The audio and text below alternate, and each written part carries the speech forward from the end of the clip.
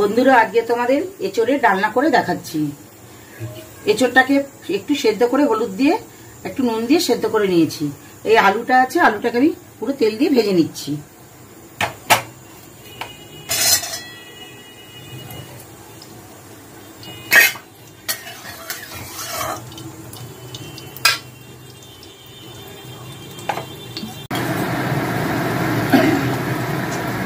এবার ভালো করে লাল লাল করে আলুগুলোকে ভেজে তারপর তোমাদের দেখাচ্ছি।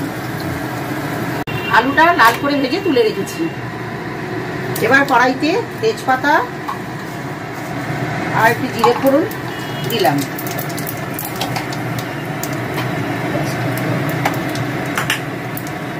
তারপরে পেঁয়াজ দিয়ে দিলাম, পেঁয়াজ কুচি দিলাম।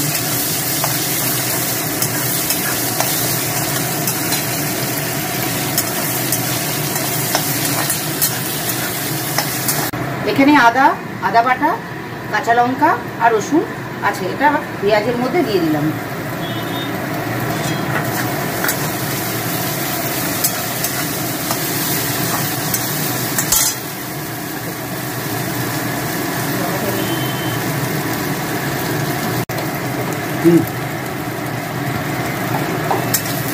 দেখো, এর মধ্যে টমেটো কুচিটা দিয়ে দিলাম।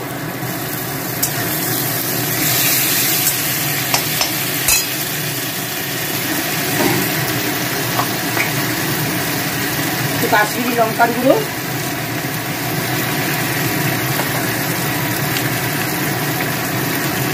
সামান্য একটু লাল লঙ্কার গুঁড়ো, তোমরা যেরকম ঝাল খাবে দিয়ে নেবে, আর 1 চামচ ধনে জিরের গুঁড়ো। এবার মশলাটাকে ভালো করে কষিয়ে নেব।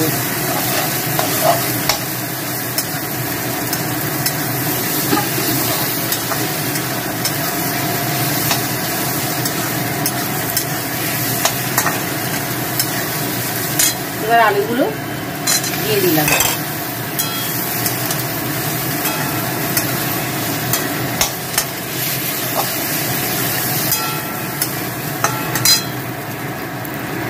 এর মধ্যে জল দিলাম।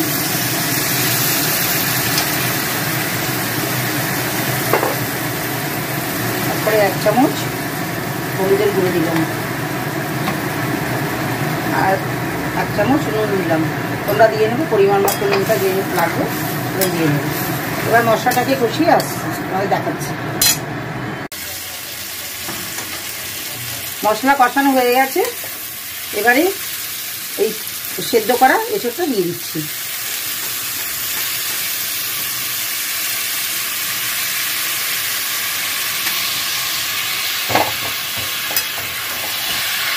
এঁচোড়টা দিয়ে ভালো করে একটু কষিয়ে নিচ্ছি।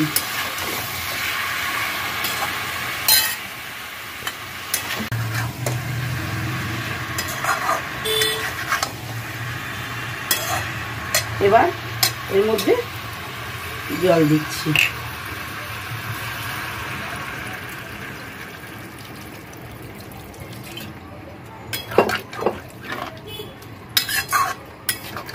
এঁচোড় একটু মাখা মাখা হবে তো, মাংস হবে, বেশি জল লাগবে না।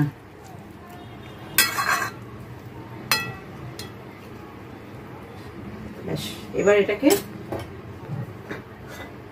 ঢেকে দিচ্ছি। তারপর তোমাদের ফাইনাল লুকটা দেখাচ্ছি।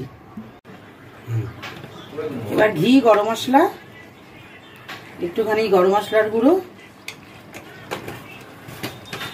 আর একটু ঘি দিয়ে নামাচ্ছি।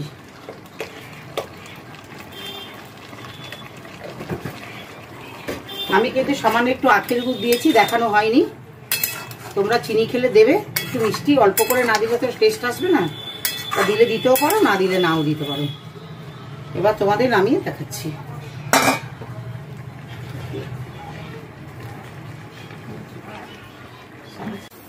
দেখো, আমার রান্নাটা কমপ্লিট হয়ে গেছে।